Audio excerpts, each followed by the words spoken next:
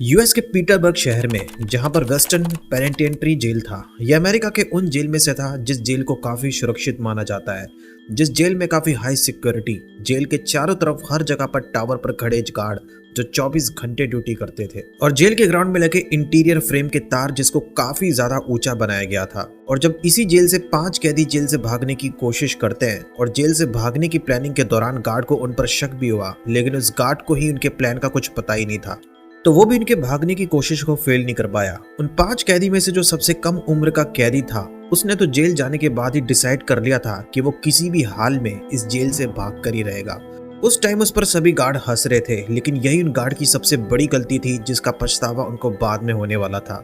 उनको बेवकूफ बनाकर वो कैदी वहां से निकल गया। साल था 1996, पिट्सबर्ग शहर में, जहां वेस्टर्न पेनिटेंट्री जेल मौजूद था। ये जेल काफी ज्यादा बड़ी थी और इस जेल में कैदियों की संख्या लगभग 1284 थी। इस जेल में एक कैदी को भेजा गया था जिसका नाम था नूनो पॉन्ड्स। उसको साल 1995 में अरेस्ट किया गया था रॉबरी करने के क्राइम में। शहर के एक मॉल में जब वो चोरी करके वहां से निकल रहा था, लेकिन चोरी करने के बाद वो वहां से भाग तो गया, लेकिन उसने एक गलती कर दी। उसने मॉल के अंदर से उस स्टोर के फोन को डीएक्टिवेट नहीं किया और उसके वहां से बाहर निकलने के बाद वहां के ओनर ने तुरंत पुलिस को कॉल किया और पुलिस की टीम ने शहर में नाकाबंदी कर दी, जिससे वो ज्यादा देर तक उसे भागने का मौका ही नहीं मिला। उसके ठिकाने का जैसे ही पुलिस को पता चला, पुलिस की टीम उस तक पहुंची और उसको अरेस्ट कर लिया और फिर चला गया वो जेल, और हो गई थी उसको 12 साल की सजा। नूनो पहले से ही सजा के खिलाफ था। उसका मानना था कि उसके क्राइम के अकॉर्डिंग उसको ज्यादा सजा मिली है और ये उसका पहला क्राइम था, तो उसकी सजा को कम किया जाना चाहिए था। और यही वजह है कि जब वो बाद में जेल गया तो जेल जाने के बाद ही उसने डिसाइड कर लिया कि वो जेल से भाग कर ही रहेगा।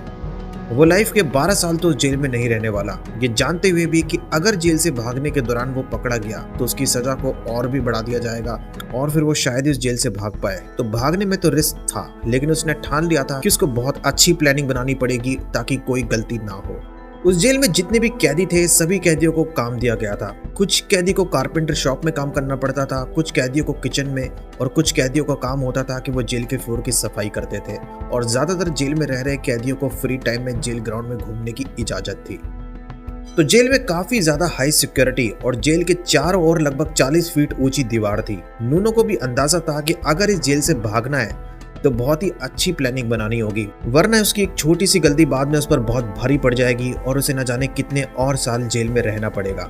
जब उसे जेल में भेजा गया था, कुछ दिनों के बाद उसकी मुलाकात उसी जेल में कैदी से होती है। कुछ टाइम बातचीत करने के दौरान वो नूनो को अलर्ट करते हुए कहता है कि अगर इस जेल में सबसे बड़ा हिंसक कोई है तो वो कैदी नहीं बल्कि वहाँ का रूटीन है, जो आपके दिमाग को ही नहीं बल्कि इंद्रियों को भी डीएक्टिवेट कर देता है। जिस जेल में आप जिंदा तो रहते हैं, लेकिन एक पुतले के समान जो सिर्फ खड़े रहने की बजाय और कुछ कर नहीं सकता। वो कैदी नूनो से बहुत पहले उस जेल में रह रहा था, तो उसने नूनो को उस जेल की हाई सिक्योरिटी और कब कब उस जेल से जो पहले कैदी वहां से भागने की जिन्होंने कोशिश की थी उसकी भी जानकारी नूनो को दी, जिससे उसको भी अंदाजा हो गया कि जेल से भागने के क्या क्या तरीके हैं और पहले कैदियों ने क्या क्या प्लानिंग बनाकर जेल से भागने की कोशिश की थी, लेकिन वो सक्सेस नहीं हो पाए। और अब उसी बात का उसे ध्यान रखना था ताकि वो फेल ना हो और वो गलती ना करे जो जेल में रह रहे पहले कई कैदियों ने की थी।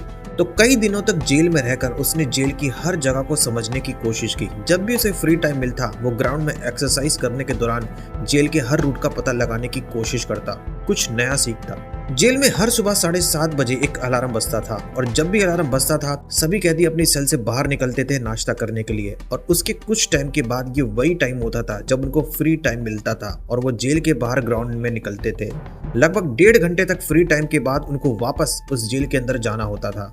जेल के सभी कैदियों को कुछ ना कुछ वर्क सौंपा गया था। उस जेल में एक मेटल शॉप और लॉन्ड्री जहां कपड़े धोने की जगह थी और एक मेंटेनेंस ऑफिस था और काफी अच्छी मेडिकल सुविधा थी।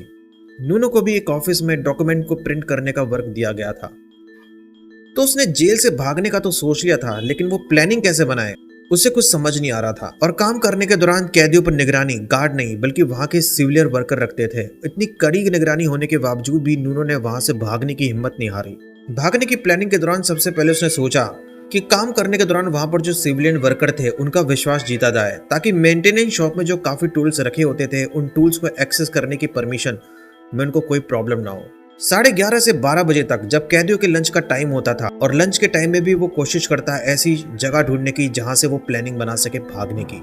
एक बार 4:30 बजे जब जेल का काम खत्म करने के बाद वो सेल में पहुंचा, तो सेल जाने के बाद उसने उस दिन के सारे दिनचर्या को दोबारा रिवाइंड करके सोचना शुरू किया। उसे पता लगाना था कि जेल में गार्ड की टाइमिंग क्या होती थी।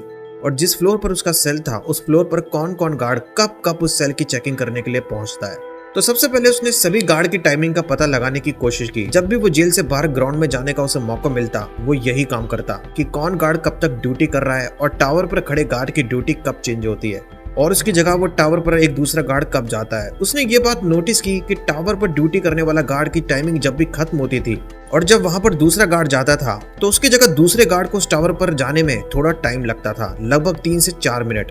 तो ये टाइमिंग उसके लिए काफी जरूरी होने वाली थी जो आगे वो जेल से भागने की प्लानिंग में काम आएगी। तो लगभग 2 साल उसे जेल में रहते हुए हो गए थे और अब उसको जेल के गार्ड की टाइमिंग, जेल के सभी जगह के बारे में उसे पता था, लेकिन अभी भी भागने की प्लानिंग फाइनल नहीं हुई थी। जेल की रैकी करने के दौरान उसे पता चलता है कि मेंटेनेंस ऑफिस और एक दीवार से कुछ ही दूरी पर एक वेयर हाउस था। उसने प्लान बनाया है कि क्यों ना वो मेंटेनेंस ऑफिस जाकर वहां से एक सुरंग बनाए, जो सुरंग के जरिए वो निकलेगा वेयर हाउस में और फिर वेयर हाउस से जेल से भागना उसके लिए मुश्किल नहीं होगा। और उस मेंटेनेंस रूम का गेट हमेशा बंद होता था। एक बार जब वो मेंटेनेंस रूम तक गया था और वहां पर कुछ डॉक्यूमेंट सबमिट करने के बाद जब वो वहां से बाहर निकला तो उसने देखा कि गार्ड उस मेंटेनेंस रूम के डोर को लॉक कर दिया और वहां से निकल गया।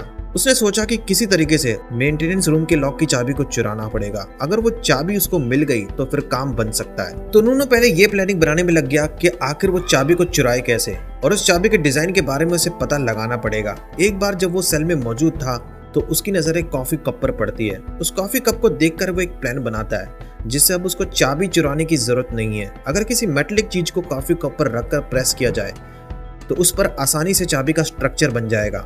अब नूनो चाबी बनाने की तैयारी में तो था और उसको ये भी पता था कि अगर उसको जेल से भागना है तो उसे अपने प्लान में कुछ कैदी को शामिल करना पड़ेगा। शायद वो अकेला जेल से भागने में सक्सेस ना हो और अगर प्लानिंग बन गई तो उसमें काफी ज्यादा टाइम लगने वाला था, जिससे उसके पकड़े जाने के चांस और ज्यादा थे।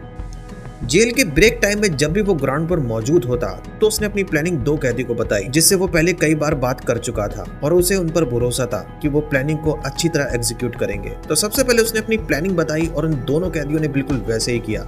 जैसे ही जेल का गार्ड बेसमेंट से बाहर निकला फिर वो दोनों जानबूझकर लड़ाई करने लग गए। अब गार्ड को भी लग गया कि लड़ाई काफी सीरियस है और वो दोनों की लड़ाई रुकवाने के लिए उनके पास पहुंचकर लड़ाई को शांत करवाने की कोशिश करता है और इसी दौरान वहां पर कुछ और कैदी भी आ जाते हैं। अब जैसे ही गार्ड दोनों की लड़ाई बंद करवाने की कोशिश कर रहा था तभी वहां पर नूनो पहुंचता है और कॉफी कप के टुकड़े पे चाबी को रखकर डिजाइन को चुरा लेता है और गार्ड को पता भी नहीं चलता क्योंकि उसका ध्यान लड़ाई शांत करवाने में था। लेकिन ये करने में जितना आसान लग रहा था उतना था नहीं, क्योंकि चाबी का डिजाइन चुराते वक्त उसको अपना ध्यान चाबी पे नहीं रखना था और काफी जल्दी ये काम करना था, वरना टावर पर खड़े गार्ड को शक हो सकता था। अब उसके बाद जिस कैदी पर उसको भरोसा था वो उनको प्लानिंग में शामिल करना शुरू करता है। एक कैदी का नाम था कार्मेन, जिसको 2 मर्डर करने के इल्जाम में जेल भेजा गया था और उसे उम्र कैद की सजा हुई थी और उसको जेल में काम दिया गया था सिक्योरिटी पासेस को सही जगह तक पहुंचाने का।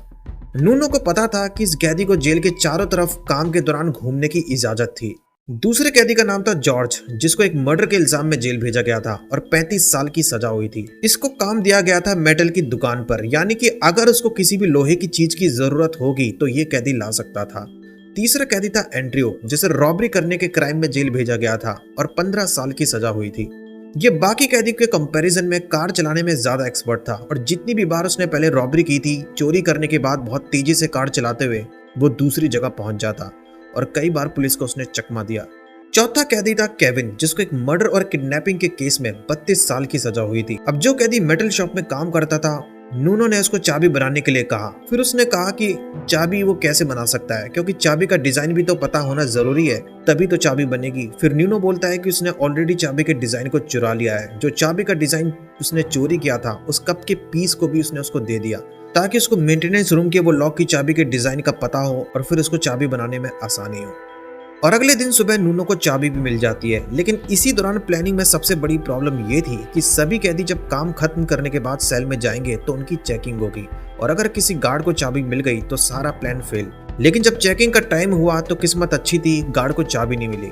अगले दिन जब लंच होने से पहले कुछ देर तक ब्रेक का टाइम हुआ तो एक एक करके कैदी जेल से बाहर ग्राउंड में जाना शुरू करते हैं। उसके बाद नूनो उस जेल से बाहर ग्राउंड में जाता है और अब उसके पास 1 मिनट का टाइम था और इन्हीं 1 मिनट के अंदर उसको जेल के ग्राउंड से उस मेंटेनेंस रूम तक पहुंचना था और वहां जाकर लॉक को अनलॉक करने की कोशिश करनी थी, जो चाबी उसने पहले बनवाकर तैयार की थी। तो उस चाबी को टेस्ट करने के लिए उसको वहां पर जाना था।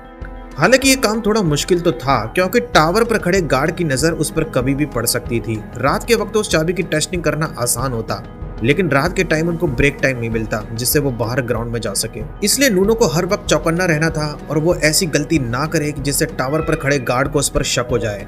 अब नूनो उस मेंटेनेंस रूम तक पहुंचता है और ताले को खोलने की कोशिश करता है अपनी बनवाई हुई चाबी से। स्टार्टिंग में लगा कि वो ताला जाम है, लेकिन ये भी हो सकता है कि वो चाबी ही सही से काम नहीं कर रही हो।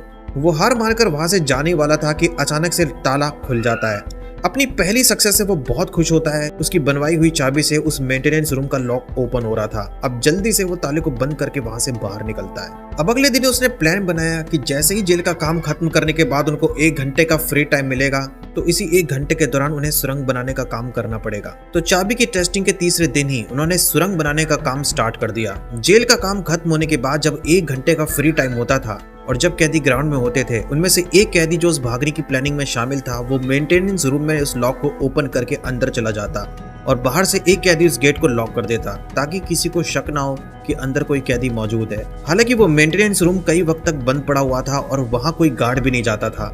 उस मेंटेनेंस रूम के अंदर बाद में फिर 2 कैदी ने सुरंग बनाने का काम स्टार्ट किया। इस रूम में उनको पहले से ही 2-3 टॉर्च मिल गई थी जिनका यूज उन्होंने सुरंग बनाने के दौरान किया था, क्योंकि कभी कभी बहुत अंधेरा होता था जिससे प्रॉब्लम होती थी। और सुरंग बनाने का काम पहले जमीन से नहीं बल्कि इंटीरियर दीवार से सुरंग बनाकर शुरू किया गया, क्योंकि दीवार को तोड़कर सुरंग बनाना फर्श के कंपैरिजन से ज्यादा आसान होगा। और आखिरकार 30-35 मिनट के बाद वो दीवार के एक छोटे से हिस्से को तोड़ने में कामयाब होते हैं। उस दीवार को तोड़ने के बाद आगे की जो मिट्टी थी वो काफी मुलायम थी, यानी कि दीवार से आगे सुरंग की खुदाई का काम ज्यादा मुश्किल नहीं होने वाला था। हर बार वो गार्ड की नजरों से बचकर उस मेंटेनेंस रूम तक पहुंच जाते और वहां लगभग डेली 2 से 3 फीट की सुरंग खोदने का काम करते। हालांकि इसके बाद भी उनके पास काफी टाइम होता था, लेकिन वो कभी भी 3 फीट से ज्यादा एक दिन में सुरंग नहीं खोदते थे, क्योंकि सुरंग बनाने के दौरान जो मिट्टी निकलती थी उस मिट्टी को भी इनको ठिकाने लगाना पड़ता था, जिससे उनका एक्स्ट्रा टाइम भी कवर हो जाता। इसी तरह डेली सुरंग बनाने का काम चलता रहा। 4 हफ्तों तक मेहनत करने के बाद फाइनली अब सुरंग बनाने का काम खत्म होने वाला था। सुरंग बनाकर तो कंप्लीट हो गई थी, अब रह गया था सिर्फ एक काम। अब उनको कुछ घंटे की मेहनत के बाद पहुंचना था इस बनाई हुई सुरंग के जरिए वेयर हाउस तक। और एक बार अगर वो उस वेयर हाउस तक पहुंच गए तो वहां से भागने के लिए फिर उनको ज्यादा मुश्किल नहीं होने वाली थी। अगले दिन जब जेल का ब्रेक टाइम होने वाला था, उससे पहले ही सभी कैदी को एक जगह पर आने के लिए कहा गया, जिससे नूनो डर गया। उसको लगा कि कहीं गार्ड को उनके भागने की प्लानिंग के बारे में पता तो नहीं चल गया। अब कुछ ही देर में सभी कैदियों की गिनती होनी थी, लेकिन अब नूनो तो वहीं पर मौजूद था, लेकिन उसके बाकी साथी उस सुरंग में मौजूद थे और मिट्टी हटाने का काम कर रहे थे ताकि सुरंग के जरिए वेयर हाउस तक पहुंचने में कोई प्रॉब्लम ना हो।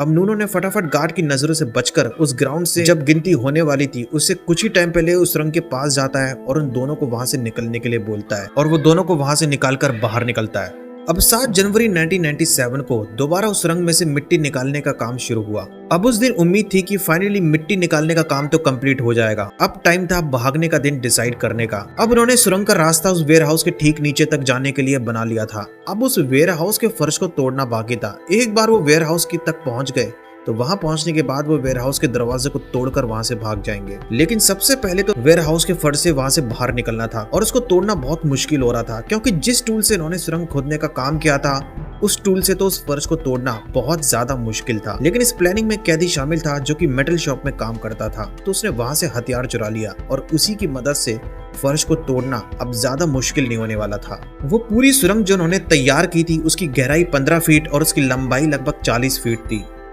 अब उन 5 कैदियों ने भागने का दिन डिसाइड किया, तो अब प्लानिंग तैयार हो चुकी थी। सभी कैदी पहले भागने वाले दिन में मेंटेनेंस रूम में बनाई हुई सुरंग के जरिए आगे बढ़ेंगे और वेयर हाउस के नीचे पहुंचने के बाद फर्श को तोड़कर वो वेयर हाउस में दाखिल होंगे। वेयर हाउस में पहुंचने के बाद अगर वेयर हाउस का डोर लॉक हुआ तो उस लॉक को भी इन्हें तोड़ना पड़ेगा। अगर लॉक को ओपन करने में वो सक्सेस हो गए तो वहां से वो आगे बढ़ेंगे और फिर उनको आखिरी पड़ाव एग्जिट डोर से बाहर निकलना पड़ेगा, जिससे कुछ ही दूरी पर एक गार्ड का टावर भी था।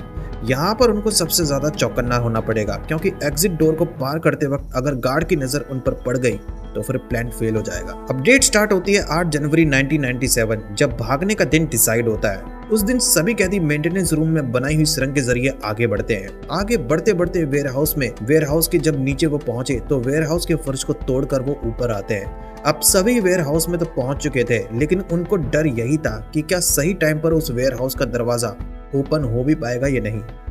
वो देखते हैं कि वो डोर बहुत टाइम से लॉक पड़ा हुआ था। उस लॉक को ओपन करने की भी तैयारी इन्होंने पहले ही कर रखी थी। मेटल शॉप से चुराए हुए हथियार के जरिए वो उस लॉक को तोड़ते हैं और गेट खोलकर आगे बढ़ते हैं। अब उन्हें कुछ कदम आगे बढ़ना था और एग्जिट डोर से बाहर निकलना पड़ेगा। लेकिन अब यहाँ पे प्रॉब्लम ये थी कि टावर पर गार्ड खड़ा हुआ था जो उस वक्त ड्यूटी पर मौजूद था। जैसे कि मैंने आपको स्टार्टिंग में बताया था कि जब वो सभी कैदी मेंटेनेंस रूम में सुरंग बनाने का काम कर रहे थे तो उस मेंटेनेंस रूम में ऑलरेडी कई वर्कर्स के कपड़े रखे हुए थे। भागने वाले दिन उन्होंने उन्हीं कपड़ों को जेल के कपड़ों के ऊपर पहन लिया और वो सुरंग से आगे बढ़ते हुए वेयर हाउस में पहुंचे। अब कपड़े इन्होंने ऑलरेडी चेंज कर लिए थे ताकि टावर पर खड़े गार्ड्स को ये लगे कि वो जेल में काम करने वाले इंजीनियर्स हैं। तो एग्जिट डोर से निकलने से पहले उन्होंने हाथ में एक बड़ा सा कागज ले लिया और बड़े कॉन्फिडेंस से वो आगे बढ़ने लगे। टावर पर खड़े गार्ड को लगता है कि वो सभी कंस्ट्रक्शन वर्कर हैं और उस टाइम जेल में टाइम पर कंस्ट्रक्शन वर्कर जाते रहते थे और काम खत्म होने के बाद वो बाहर निकलते। और वैसे भी वो उस जगह पर पहुंच चुके थे जहां पर जेल के कैदी कभी होते ही नहीं थे। वहां सिर्फ कंस्ट्रक्शन वर्क करने वाले लोग उस एग्जिट डोर से बाहर निकलते थे। अब पांचों कैदी आगे बढ़ते हुए एग्जिट डोर को खोलते हैं और वहां से बाहर निकल जाते हैं। वहां पर अब कोई भी गार्ड नहीं था।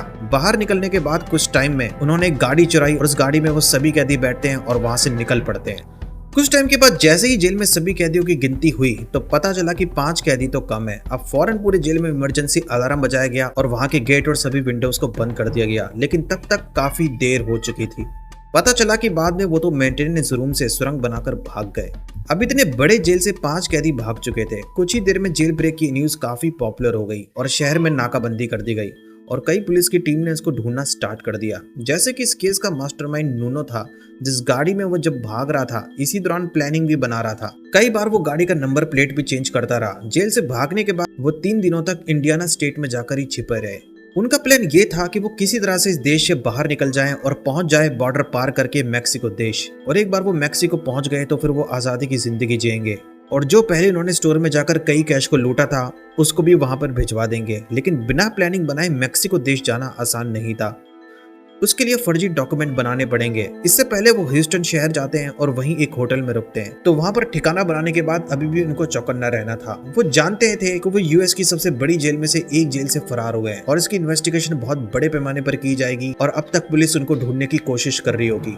तो अब इस केस के मास्टरमाइंड नूनो को पैसों की जरूरत थी और पैसों की मदद करने वाला था उसका दोस्त, क्योंकि जेल से भागने से पहले उसने अपने दोस्त को जेल से भागने का प्लान बता दिया था और उसने ये भी बताया कि वो कब जेल से भागने वाला है। तो उसका दोस्त उसको पैसे देने के लिए तैयार था और उन सभी कैदी को भागने में वो उनकी मदद करने के लिए भी तैयार था। अब तक हर न्यूज़पेपर में उनकी भागने की खबर छप चुकी थी। 6-7 दिन वो ह्यूस्टन शहर में रहते हैं और उसके बाद 17 फरवरी 1997 को नूनो एक दूसरे क्रिमिनल के साथ दूसरे शहर में जाता है फर्जी डॉक्यूमेंट बनवाने के लिए। इसी दौरान दोनों को एक पुलिस की गाड़ी दिखाई देती है और थोड़ी देर में उसको अंदाजा हो जाता है कि वो पुलिस की गाड़ी उसका पीछा कर रही है। अब उन्होंने भी अपनी गाड़ी की स्पीड तेज कर ली। उन पुलिस ऑफिसर को ये पता ही नहीं था कि वो जेल से भागे हुए कैदी है, बल्कि वो तो उनकी गाड़ी का पीछा इसलिए कर रहे थे कि उन्होंने सीट बेल्ट नहीं लगाई हुई थी और उनकी गाड़ी ऑलरेडी काफी स्पीड में थी। लेकिन उन दोनों को लगा कि पुलिस को पता लग गया कि वो जेल से भागे हुए क्रिमिनल है, इसलिए उनका पीछा किया जा रहा है। लेकिन ऐसा था नहीं।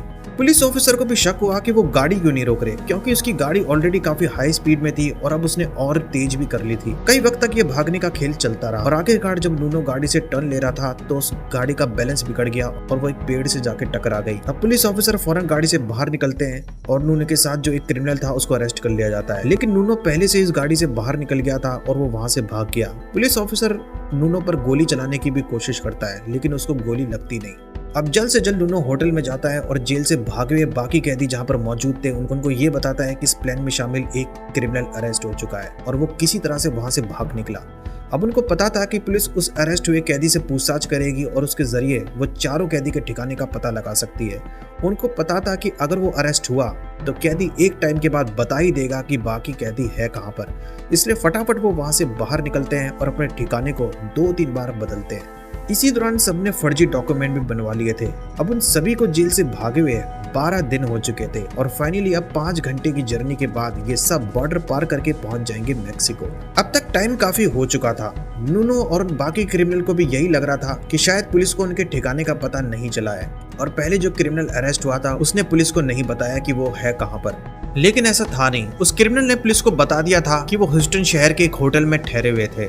पुलिस की टीम जब उस होटल में जाती है और वहां के ऑनर से पूछताछ करती है तो पता लगता है कि हाँ कि वो 5 कैदी उस होटल में ही ठहरे हुए थे। लेकिन होटल का ऑनर उनको ये बताता है कि अब वो वहां से कुछ ही वक्त पहले निकल चुके हैं, जिससे पुलिस की टीम हैरान कि अब वो उनका पता कैसे लगाएगी। हालांकि इनको ये तो पता चल गया था कि वो किस शहर से भागे हैं और अभी वो कुछ ही देर पहले भागे थे, तो पुलिस को लगा कि वो ज्यादा दूर तक नहीं गए होंगे। इसलिए फटाफट पुलिस ने शहर के सभी एरिया को ब्लॉक कर दिया और कोई भी अब उस शहर से बाहर नहीं निकल सकता था और न ही दूसरे लोग किसी और जगह से उस शहर में जा सकते थे। ये बात नूनो और बाकी क्रिमिनल को पता ही नहीं थी कि पुलिस की टीम को उनके ठिकाने का पता चल चुका है कि आखिर वो है कहां पर। और इससे पहले कि वो मैक्सिको भाग पाते, उससे पहले ही जिस सुनसान इलाके के खाली प्लॉट में वो रुके हुए थे, उसको चारों तरफ से पुलिस की टीम और FBI की टीम ने घेर लिया। अब उनके पास भागने का कोई रास्ता था नहीं।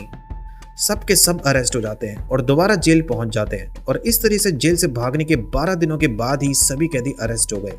उसके बाद जब पुलिस की टीम को पता चला कि वो लोग मैक्सिको जाने वाले थे, तो पुलिस को भी लगने लगा कि वो मैक्सिको ऐसे ही नहीं जा सकते क्योंकि इसके लिए डॉक्यूमेंट की जरूरत पड़ती है। उसके बाद पुलिस को पता चला कि फर्जी डॉक्यूमेंट्स नूनो ने अपने एक दोस्त से बनवाए थे, तो अब उसके दोस्त को भी ढूंढा जाता है और फाइनली कुछ दिनों के बाद पुलिस की टीम नूनो के दोस्त तक भी पहुंच जाती है और उसको भी इस केस में अरेस्ट कर लिया जाता है और उसको भी इन बाकी क्रिमिनल को पैसे देने के लिए और फर्जी डॉक्यूमेंट बनवाने के लिए 3 साल की सजा होती है। तो 3 साल के लिए वो जेल में चला जाता है और 3 साल सजा पूरी होने के बाद वो वहां से निकल जाता है। लेकिन नूनो और बाकी क्रिमिनल जिन्होंने जेल से भागने की प्लानिंग बनाई थी और वो सक्सेस भी हो गए थे, वो दोबारा जेल पहुंच गए थे और कई सालों तक अब वो जेल में ही रहने वाले थे क्योंकि अब उनकी सजा पहले से भी ज्यादा बढ़ चुकी थी।